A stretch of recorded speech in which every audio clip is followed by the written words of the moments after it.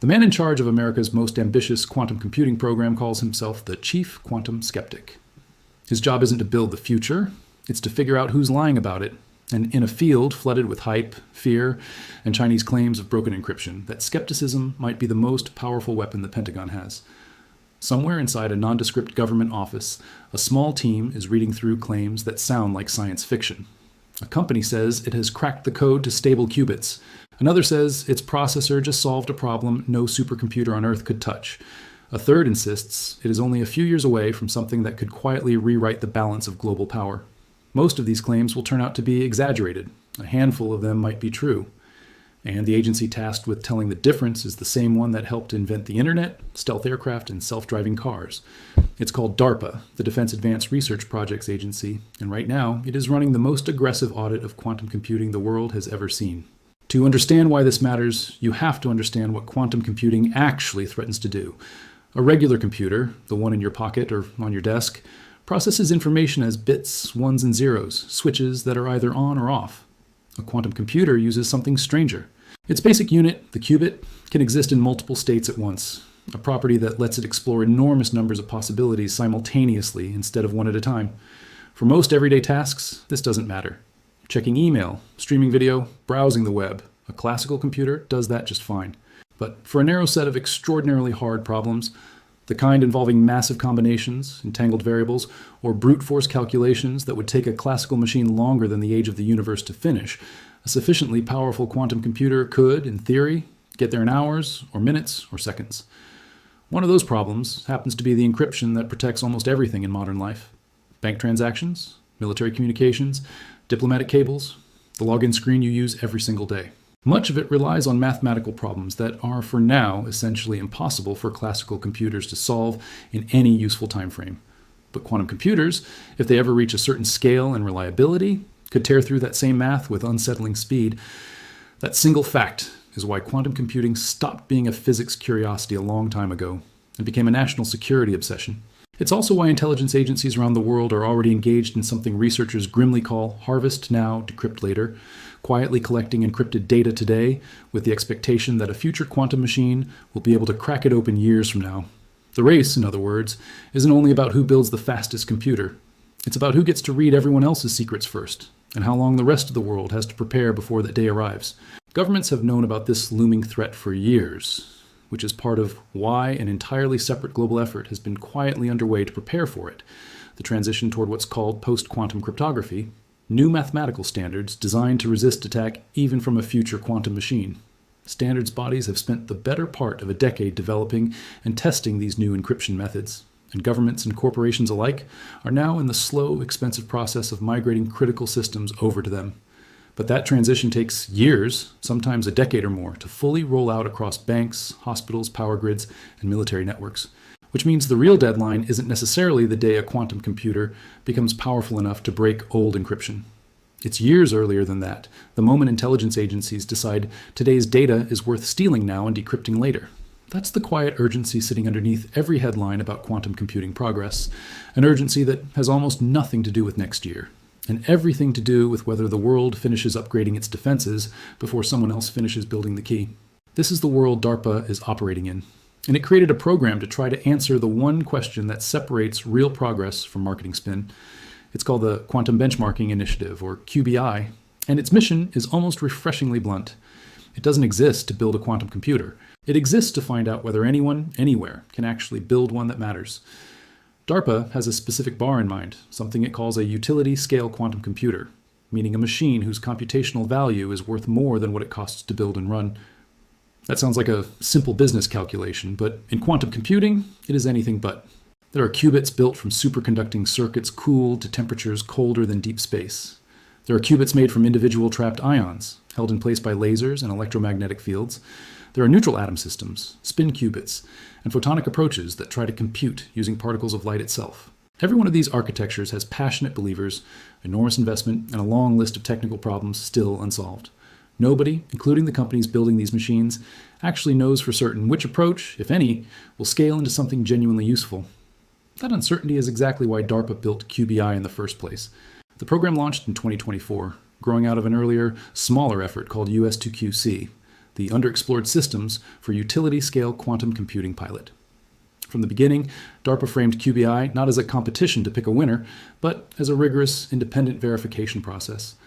Companies apply, and if selected, they move through a staged evaluation designed to separate genuine engineering progress from optimistic slide decks.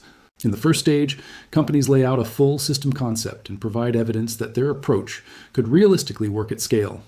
If they survive that stage, they move into a deeper phase of technical risk reduction, where DARPA and its evaluators dig into the actual physics and engineering, stress testing the claims rather than simply taking them at face value. A small number of companies make it to a final stage, where they work directly with the government to verify system-level operation in practice, not just on paper. It's worth pausing on just how unusual this setup is. In most technology races, government agencies pick a lane early, fund a favorite, and hope it pays off. DARPA has done almost the opposite here, deliberately keeping the door open to companies pursuing wildly different bets. Some of the participants are household names in the technology world, companies with decades of engineering resources and massive existing cloud infrastructure to lean on. Others are small, specialized startups, some barely a few years old, built around a single unconventional idea about how to manipulate matter at the quantum level. A joint US-French venture built around superconducting circuits shares a program with teams experimenting in entirely different physical mediums. Some approaches trace their lineage back to academic labs that spent 20 years quietly refining a single technique before it was ever considered commercially viable. Others are betting on techniques that barely existed as serious engineering proposals 5 years ago. DARPA doesn't seem to care where an idea came from, how much money is behind it, or how good its marketing looks. It only cares whether the underlying physics and engineering can survive independent scrutiny. The list of participants reads like a snapshot of the entire quantum computing industry. Giants like IBM and Microsoft sit alongside smaller, more specialized firms with names like Alice and Bob, a nod to the classic thought experiment used in computer science and cryptography. Companies pursuing photonic quantum computing, trapped ion systems, and exotic new qubit designs all entered the same pipeline, evaluated by the same skeptical eyes. Nearly 20 companies were assessed in the initial rounds, spanning a striking variety of qubit architectures. 11 of them advanced into a deeper phase of technical development. 2 performers, veterans of that earlier pilot program, pushed all the way into the final validation stage, working hand in hand with government evaluators to prove, under real scrutiny, that their systems behave the way they claim. And in 2026, DARPA didn't slow this process down, it expanded it. The agency reopened the door for new entrants, organizations that hadn't yet been evaluated under the original QBI framework, specifically inviting in distinct approaches that might have been overlooked the first time around. Leadership within the program has been unusually candid about why. They've said publicly that both the QBI program and the broader quantum computing field have moved fast enough that it now seems likely someone, somewhere, will manage to build a genuinely useful, large-scale quantum computer before the decade after next is over. What remains completely unclear is which team, which company, and which country gets there first. That uncertainty is precisely the gap DARPA is trying to close, one rigorous evaluation at a time. Which brings us back to the man at the center of all of it, and the mindset that defines the entire program. For years, the person steering QBI described the agency's default posture toward every claim that crossed his desk in one word: skepticism. He wasn't shy about the nickname that followed him around, the Chief Quantum Skeptic. And he leaned into it, because in a field where a single overhyped press release can move markets, spook governments, and reshape national security strategy, skepticism isn't cynicism, it's due diligence. The program's stated purpose has never been to anoint a national champion, or hand a golden ticket to whichever company has the best marketing team. It exists to evaluate technical and economic feasibility with total honesty, publish results that other parts of the government can actually trust, and build a feedback loop between private industry and public strategy that doesn't rely on hope or hype. That skepticism turned out to be more than an internal philosophy. It became an operational necessity, and one recent episode explains exactly why. At the end of 2024, headlines exploded with a claim that sounded like the opening scene of a thriller. Chinese researchers, using a quantum computer, had allegedly cracked military-grade encryption. The story spread fast, the kind of fast that outpaces fact-checking, fueling fears that China's quantum and code-breaking capabilities might have quietly leapfrogged the United States. Experts across the field were quick to weigh in, and many of them were deeply skeptical, pointing out that the claim, if verified, would represent a genuinely disastrous shift in the balance of digital power, but that the underlying evidence didn't come close to supporting such a dramatic conclusion. Still, the damage of a rumor like that isn't really about whether it's true. It's about what it does while people are still trying to figure that out. Fear like that does its own kind of geopolitical work.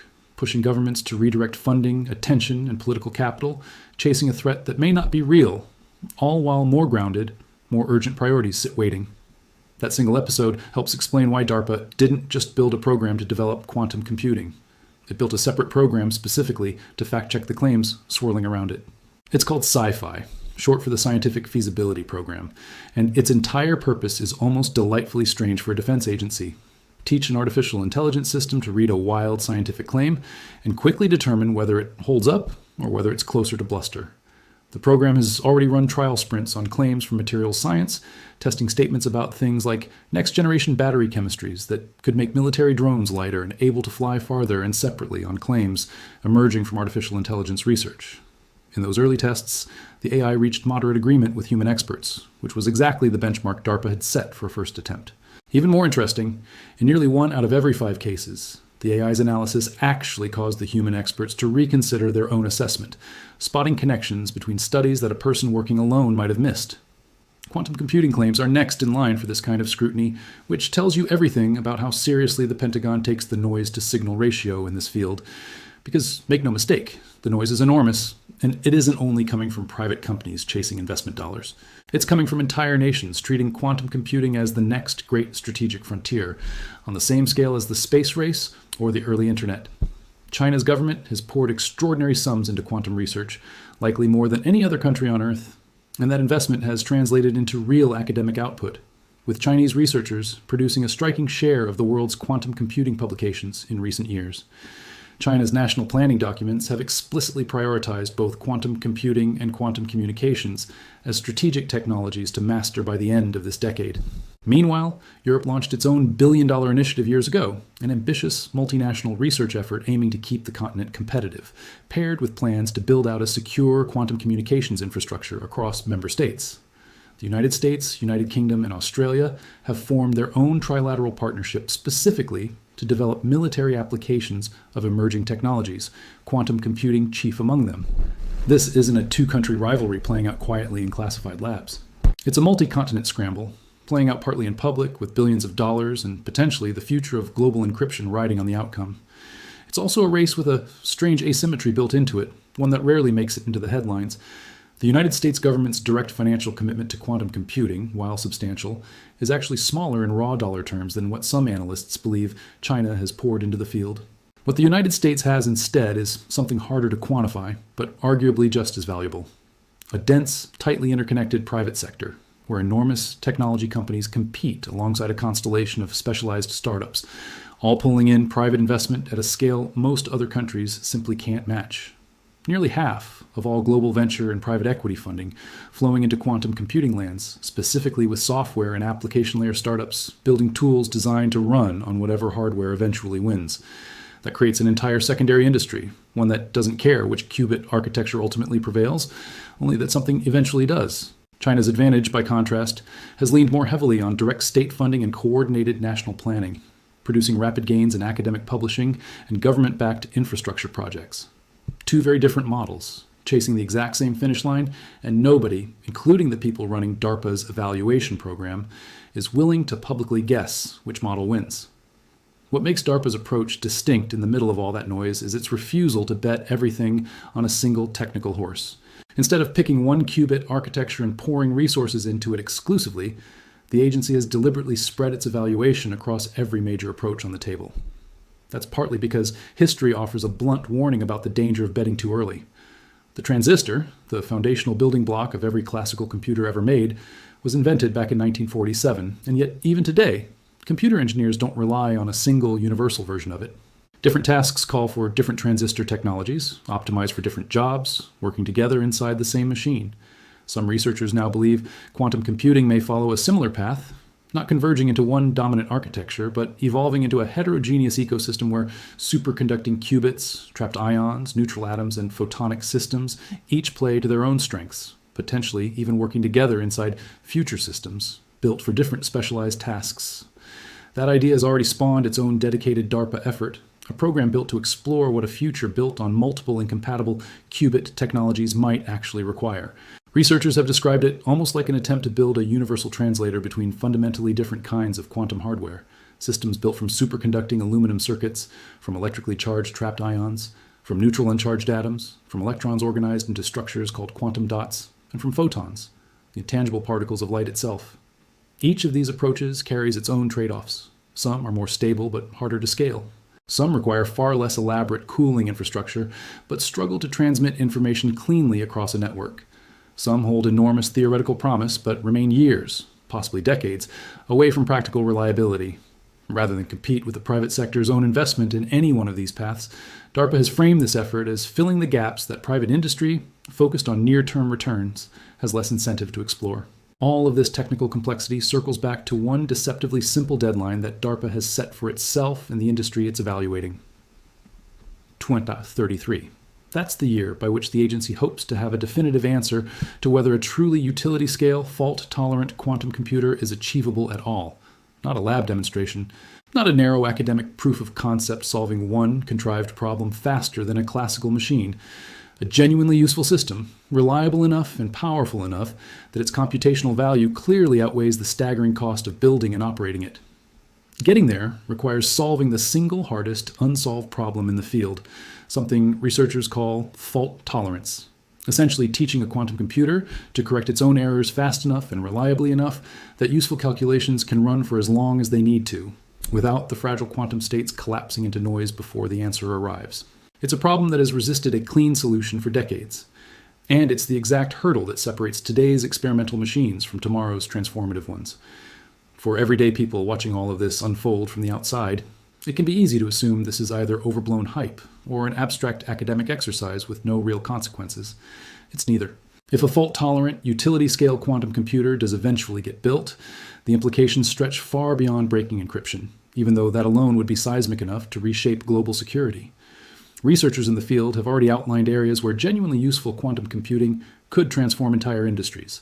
Running molecular simulations precise enough to accelerate the discovery of new drugs and materials, modeling chemical reactions with a level of detail no classical supercomputer can currently reach, and solving optimization problems, the kind involved in logistics, finance, and industrial planning, at a scale and speed that could ripple through economies far beyond the defense sector. That's part of why this isn't purely a military story, even though DARPA's involvement guarantees a national security dimension. It's a story about which country and which companies within that country end up controlling a technology capable of reshaping everything from pharmaceutical research to financial markets to the basic architecture of global secrecy itself. Consider what a genuinely capable quantum computer could mean for something as ordinary as designing a new medicine. Right now, discovering a viable new drug often means years of trial and error, testing molecule after molecule in a process that is expensive, slow, and frequently ends in failure. A quantum computer capable of accurately simulating molecular interactions at the quantum level could compress years of that guesswork into a fraction of the time, modeling how a proposed drug candidate will actually behave inside the human body before a single physical trial ever begins. The same underlying capability could reshape battery chemistry, potentially unlocking longer-lasting, lighter power sources for everything from electric vehicles to the very military drones DARPA is separately funding research into. It could reshape how power grids route electricity, how airlines schedule flights, how financial institutions manage risk across millions of interacting variables at once. None of that requires a quantum computer capable of breaking encryption. It only requires one capable of solving optimization and simulation problems that today's most powerful supercomputers simply cannot touch. That's the quieter, less cinematic side of this race, and in the long run, it might end up mattering just as much as anything involving code breaking or classified communications. And yet, for all of that enormous stated potential, the most striking thing about DARPA's approach remains its restraint.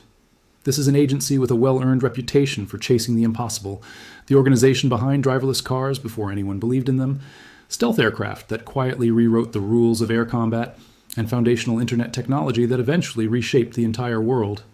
And yet, when it comes to quantum computing, its public posture isn't triumphant certainty.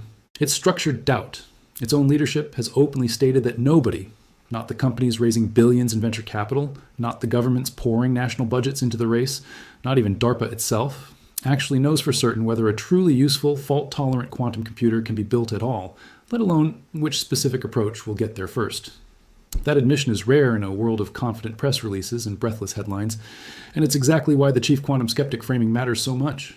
In a field this uncertain, in a race this high stakes, In an information environment this thick with exaggerated claims from every direction, the most valuable thing any single organization can offer might not be another breakthrough announcement. It might simply be the discipline to ask, every single time, prove it. So while the headlines keep promising secret weapons and sudden leaps forward, the reality unfolding inside DARPA's evaluation pipeline is slower, messier, and in its own way, far more consequential.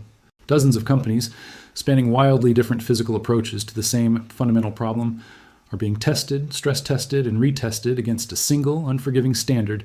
Does this actually work? And is it actually worth what it costs? Some of those companies will fail that test entirely, their approaches quietly filtered out of the running as the deadline of 2033 draws closer. A smaller number will keep clearing every bar DARPA sets in front of them, advancing stage by stage through a gauntlet designed specifically to expose weakness before it becomes a costly national mistake. And somewhere in that filtering process, buried under contracts, technical reviews, and skeptical government scientists asking uncomfortable questions, the actual future of quantum computing. Whichever architecture eventually wins, whichever nation eventually leads, and whichever industries eventually get transformed is quietly being decided. Not with a single dramatic breakthrough, not with a headline claiming a secret weapon has been found, but with patience, rigor, and a defense agency that has built its entire strategy around refusing to believe anything until it's been proven true. That, in the end, is the real story hiding behind every sensational quantum computing headline you'll come across. Not a lone genius unveiling a miracle machine in a single dramatic reveal, but a slow, deliberate, almost bureaucratic process of elimination running quietly in the background while the rest of the world argues about hype. The nation that ultimately wins this race, if there even ends up being a single clear winner at all, probably won't be the one that shouted the loudest about its progress. It will likely be the one that asked the hardest questions of itself along the way, filtered out its own best-sounding illusions, and kept building patiently past the point where the failures became too obvious to hide, and the claims still standing turned out to actually be real. Skepticism, it turns out, might be the sharpest tool in this race, and DARPA, quietly, methodically, is betting everything on exactly that. So the next time you see a headline promising that some agency, some company, or some country has just unveiled a revolutionary new quantum weapon, it's worth remembering what's actually happening underneath the noise. There is no single dramatic reveal waiting at the end of this story. No press conference where a general unveils a machine that instantly changes everything. There's a program manager reading through claim after claim, a stage-gated evaluation process quietly eliminating the ones that don't hold up, and a small, methodical AI system being trained to do the same thing at scale, one wild scientific assertion at a time. There's a 2033 deadline sitting on the horizon, not as a promise, but as a test the entire field still has to pass. And there is a simple, almost old-fashioned idea sitting at the center of all of it, the belief that in a race this important, the side that insists on proof before celebration is the side most likely to actually win it. That's the real story behind America's quantum computing push. Not a secret weapon already in hand, but a nation-sized effort to find out, honestly and rigorously, whether one can even be built at all.